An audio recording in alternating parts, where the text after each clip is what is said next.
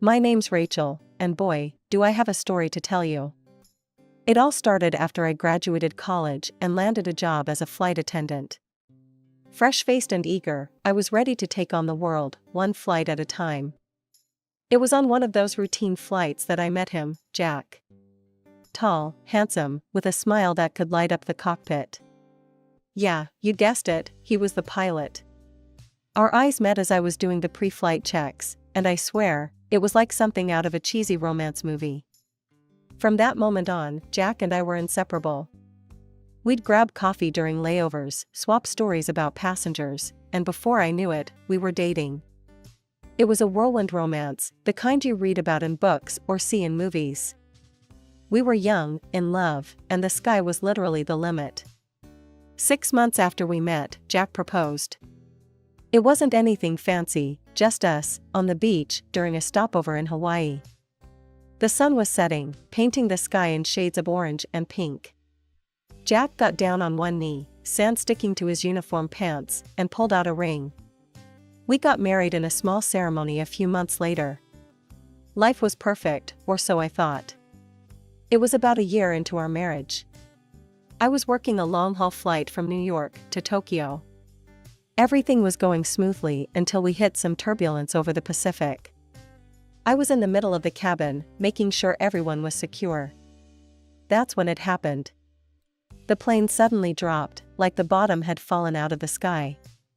I was thrown off my feet, my body slamming into the overhead compartments before I hit the floor. Pain. Blinding, white-hot pain shot through my back. I tried to move, but my legs wouldn't cooperate. Panic set in as I realized something was seriously wrong. The rest of the flight was a blur. Emergency landing in Anchorage, being rushed to the hospital, doctors poking and prodding. The diagnosis came like a punch to the gut, severe spinal injury. Just like that, my life in the sky was over. The airline was good about it, I'll give them that. They paid for my medical bills, offered me a hefty compensation. Jack was my rock through it all. He'd sit by my hospital bed, hold my hand as I went through physical therapy. "We'll get through this, Ratch," he'd say. "Together." And we did. Slowly but surely, I learned to walk again. But flying? That was off the table. The doctors were clear, any more stress on my spine could lead to permanent damage. So, I had to reinvent myself. The airline offered me a position in their ground staff, and I took it. It wasn't the same as being up in the air, but it was something. With the compensation money, Jack and I decided to buy a house. A beautiful, spacious place in a nice neighborhood. It was more than we needed, really, but Jack insisted. "You deserve this, Rachel," he said. "After everything you've been through." As Jack and I settled into our new house, I thought we were finally getting our happily ever after. But life has a way of throwing curveballs, and mine came in the form of my sister-in-law, Sarah. From the moment I met her, I could tell Sarah didn't like me. She was Jack's younger sister, married with a 4-year-old son, but there was always this edge to her. Like she was constantly sizing me up, looking for flaws. I remember the first time she visited our new house. Her eyes darted around, taking in every detail. "Well, isn't this nice?" she said, her voice dripping with fake sweetness. "You certainly landed on your feet after that accident, didn't you, Rachel? Some people have all the luck, I guess. Even when they fall, they land in a pile of money." I bit my tongue, not wanting to start a fight. Jack had always been close to his sister, despite her difficult personality. I didn't want to be the one to come between them. Over the next few months, Sarah's visits became more frequent, and her comments more biting. Every time she came over, it was like walking on eggshells. I tried to be the bigger person, to ignore her jabs and passive-aggressive remarks. But it was wearing me down. One day, after a particularly nasty comment about how I was milking my injury, I confronted Jack about it. "I can't take it anymore," I said, tears of frustration in my eyes. "Your sister hates me, and I don't know why." Jack sighed, running a hand through his hair. "She's just Sarah. She's always been jealous of others. It's not you, it's her. I'll talk to her, okay? She needs to back off. But talking to Sarah didn't seem to help. If anything, it made her more resentful. She'd make a show of being polite when Jack was around, but the moment he was out of earshot, the claws would come out. It all came to a head about a year after we moved in. Sarah showed up unannounced one afternoon, all smiles and sweetness. I was immediately on guard. "Rachel, darling," she cooed, and I had to resist the urge to check for flying pigs. "I have a huge favor to ask." I raised an eyebrow. "Oh?" "Well, you see, Tommy's 5th birthday is coming up," she said, referring to her son. "And I was wondering, could we possibly have his party here?" I must have looked shocked, because she quickly added, "It's just, your house is so beautiful, and I have some important business contacts I want to impress. It would mean so much to me." I hesitated. On one hand, this was Sarah, the woman who'd made my life miserable for the past year. On the other, maybe this was an olive branch? A chance to finally build a better relationship? Against my better judgment, I found myself nodding.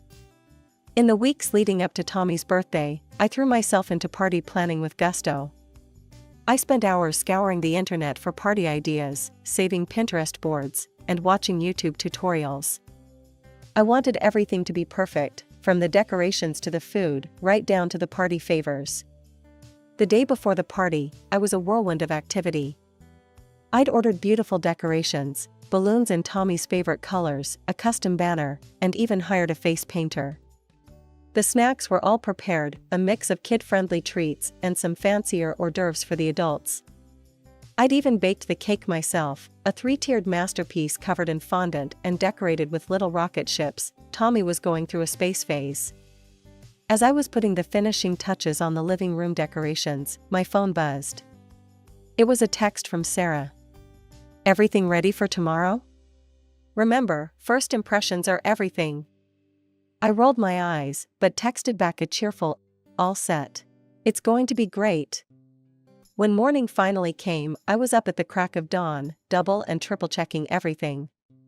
Jack had an early flight, so he kissed me goodbye and wished me luck before heading out. "You've got this," he said, giving me a reassuring smile. "And remember, it's just a kid's birthday party. Don't stress too much." I nodded, but inside, I knew it was more than just a party. It was my chance to finally prove myself to Sarah, to show her that I was a valuable part of this family. As the clock ticked closer to party time, I got dressed in my nicest outfit, a pretty floral dress that I hoped struck the right balance between casual and put together. I did my hair and makeup, wanting to look my best for Sarah's important business contacts. Just as I was giving the living room one final once-over, the doorbell rang. My heart leapt into my throat. This was it. Showtime. I opened the door with a bright smile, ready to welcome Sarah and Tommy. "Happy birthday, big guy," I said, kneeling down to Tommy's level. Sarah breezed past me, her eyes scanning the decorated living room. "Well, it looks adequate," she said, her tone making it clear that adequate was a stretch. I bit back a retort and instead held out the beautifully wrapped gift for Tommy. "Here you go, sweetie. I hope you like it." Sarah snatched the gift from my hands before Tommy could reach for it. "We'll open presents later," she said curtly. Then, her eyes locked onto mine, a strange glint in them. "Rachel, dear, I need you to go to the city park and take a nice long walk. Say, 2 or 3 hours?" I blinked, sure I had misheard. "I'm sorry, what?" Sarah's smile tightened. "You heard me. I'll meet the guests myself. You're superfluous here." The words hit me like a slap. "Sarah, this is my home. I'm not going anywhere. I've spent weeks preparing for this party. I thought we could finally build a good relationship." Sarah's laughter cut through the air, sharp and mocking. "Oh, Rachel, you're so naive. I have no interest in being friends with you. None whatsoever." Before I could process what was happening, Sarah had grabbed my arm and was pushing me towards the door. I tried to resist, but she was surprisingly strong. Sarah, stop. What are you doing? With a final shove, I found myself stumbling out onto the front porch. The door slammed behind me, the sound echoing in the quiet neighborhood. I stood there, stunned, my mind struggling to catch up with what had just happened. I patted my pockets, realizing with growing horror that I had nothing but my phone. As if reading my thoughts, the door opened again. Sarah appeared, holding my purse and car keys. "Here," she said, tossing them at my feet. "Now get out of here. I don't want you embarrassing me in front of my friends." The door slammed shut again, leaving me alone in the driveway, staring at my own front door in disbelief. Numbly, I picked up my purse and keys and got into my car. My hands were shaking as I tried to figure out what to do. I dialed Jack's number, praying he'd pick up, but it went straight to voicemail. Of course, he was on a flight. In desperation, I called my mother-in-law. Surely she'd see reason. "Linda, thank God," I said, my voice cracking. "Sarah's thrown me out of my own house. She's having Tommy's party without me. You've got to help me." There was a pause, and then Linda's voice came back, cold and dismissive. "Rachel, dear, I'm sure you're exaggerating. I'll be there soon to celebrate with my daughter and grandson. This is their day. Why don't you just stay out for a while?" I couldn't believe what I was hearing. "Linda, please." But she had already hung up. Tears of frustration and hurt welled up in my eyes. I wanted to march back into that house and throw everyone out. But then I thought of Tommy, innocent in all this, and Jack, who would be devastated if I caused a scene with his family. With shaking hands, I scrolled through my contacts and called Sarah's husband, Mark. "Rachel?" Mark's voice was surprised. "What's up?" I took a deep breath and explained everything that had happened. Mark listened in stunned silence. "I had no idea," he said when I finished. "Rachel, I'm so sorry. I didn't even know Sarah was planning to have the party at your place. I'm stuck at work, but I'll be there in about 3 hours. Can you hang tight until then?" I agreed, not knowing what else to do. Feeling lost and betrayed, I drove to a nearby cafe. As I sat there, nursing a coffee I couldn't taste, I tried to make sense of what had just happened. How had my attempt at building bridges turned into this nightmare? After what felt like an eternity, Mark's car pulled into the cafe parking lot. We drove up to my house in silence and walked in without knocking. The scene that greeted us was surreal. My living room was full of people I didn't recognize, all dressed to the nines. In the center of it all was Sarah, holding court like a queen at her coronation. Mark's voice cut through the chatter like a knife. "What the hell is going on here?" The room fell silent. Sarah's head whipped around, her face draining of color when she saw us. She tried to pull Mark aside, her voice low and urgent. "Please, not in front of everyone. I can explain everything." But Mark wasn't having it. "No, Sarah, I want answers now." Under the weight of Mark's glare and the curious stares of the guests, Sarah finally cracked. "Fine," she hissed. "I invited Jason and his parents, okay?" She gestured to a smug-looking man in an expensive suit. "They're very influential, and they promised to help me with my business venture. I couldn't pass up the opportunity." Mark's face reddened. "So you used our son's birthday as a networking event? And what about my parents?" Sarah's next words made my blood run cold. "Your parents? Please. They're not exactly the kind of people who can help us get ahead. What was the point of inviting them?" A tense silence fell over the room. Then, to my horror, Jason, Sarah's ex, raised his champagne glass in a mocking toast. "No hard feelings, Mark," he said with a smirk. That was the last straw. Mark lunged at Jason, and suddenly my carefully planned party devolved into chaos. People were shouting, glasses were breaking, and in the middle of it all was Tommy, looking confused and scared. The party dissolved quickly after that. Guests hurried out, muttering apologies and avoiding eye contact. But Sarah wasn't done. Instead of apologizing to Mark or me, she cornered Jason and his parents, groveling and making excuses. "I'm so sorry about this," she simpered. "My husband doesn't understand how important networking is. I hope this hasn't ruined our chances of working together."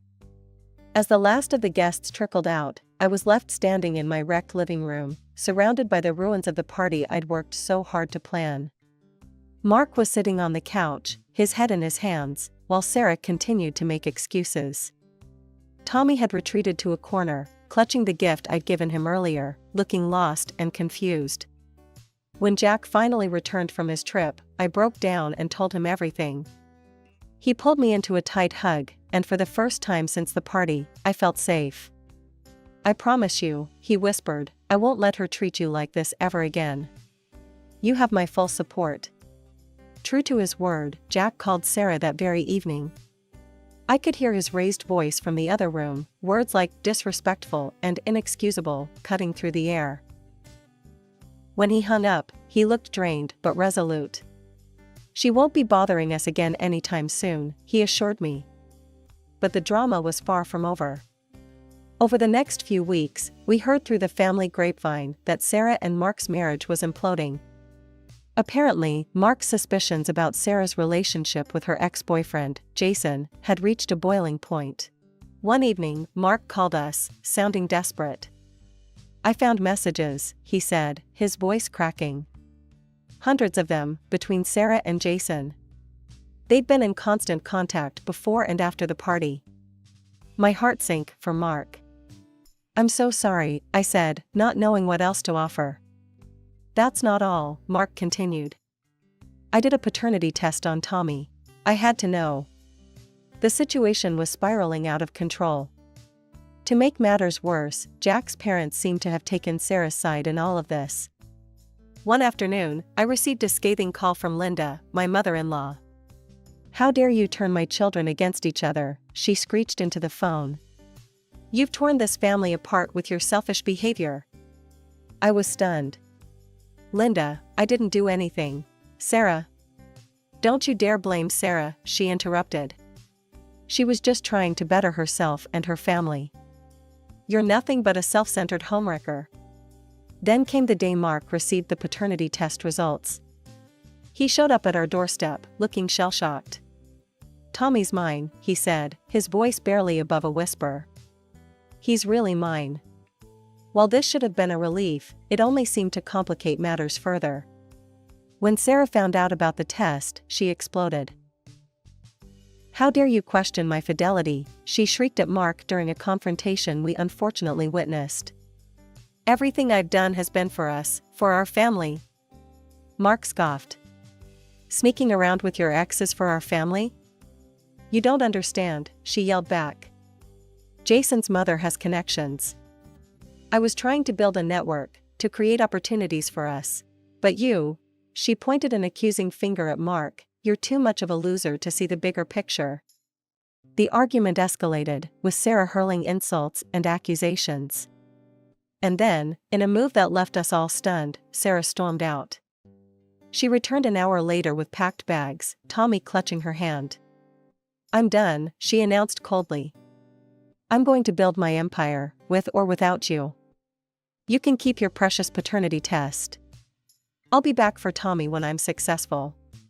With that, she walked out, leaving a devastated Mark and a confused Tommy behind. Jack and I exchanged a look, silently agreeing that our lives had just become infinitely more complicated. We had chosen our side in this family war, and there was no going back now. The following months were a whirlwind of legal battles and emotional turmoil. Jack and I found ourselves thrust into the role of impromptu babysitters, often looking after Tommy while Mark dealt with lawyers and court appearances. I couldn't help but feel a gnawing guilt. If I hadn't interrupted that party, would any of this have happened? One evening, as we were putting Tommy to bed after a long day of distracting him with games and stories, I confessed my feelings to Jack. "I can't help thinking this is all my fault," I whispered, fighting back tears. Jack pulled me close, his voice firm but gentle. "Rachel, listen to me. None of this is your fault. Sarah's always been like this, spoiled, selfish, unable to see or respect boundaries. You were just trying to be kind. She's the one who took advantage of that kindness. Finally, after what felt like an eternity of legal battles, the divorce was finalized. Mark was awarded full custody of Tommy, with Sarah granted limited visitation rights. It felt like we could all finally breathe again. Then, to our surprise and joy, I found out I was pregnant. It wasn't an easy pregnancy. My old spinal injury from the plane accident made things complicated. I had to wear a supportive corset constantly, and there were days when the pain was almost unbearable. But every time I felt the baby move, every time I saw the grainy image on the ultrasound screen, I knew it was worth it. Jack was over the moon, doting on me hand and foot. We thought we'd finally put the drama behind us. We were wrong. It was a quiet Sunday afternoon. The doorbell rang, and Jack went to answer it. I heard his sharp intake of breath before I saw her. Sarah, standing on our doorstep, looking nothing like the polished, ambitious woman who'd stormed out of our lives years ago. I need to talk to Mark, she said, her voice hoarse. Please. Jack called Mark, who arrived within minutes, his face a mask of wary confusion. Sarah launched into her story as soon as he walked in. I've made a horrible mistake, she said, her eyes brimming with tears. The business, it all fell apart. Jason, he used me. When the project failed, he just left. I need help. They're demanding repayment. I thought maybe you could be a guarantor for a loan. The room fell silent. Tommy had stopped playing, watching the adults with wide, confused eyes. Mark took a deep breath. No, Sarah, he said finally. I won't be your guarantor, and I won't take you back. You made your choice years ago. Sarah's face crumpled. But what about Tommy? Don't you want him to have his mother back? Mark's voice was steel. Tommy has been just fine without you. We've moved on, Sarah. I think you should too. Just when we thought the dust had settled, Sarah made her grand reappearance.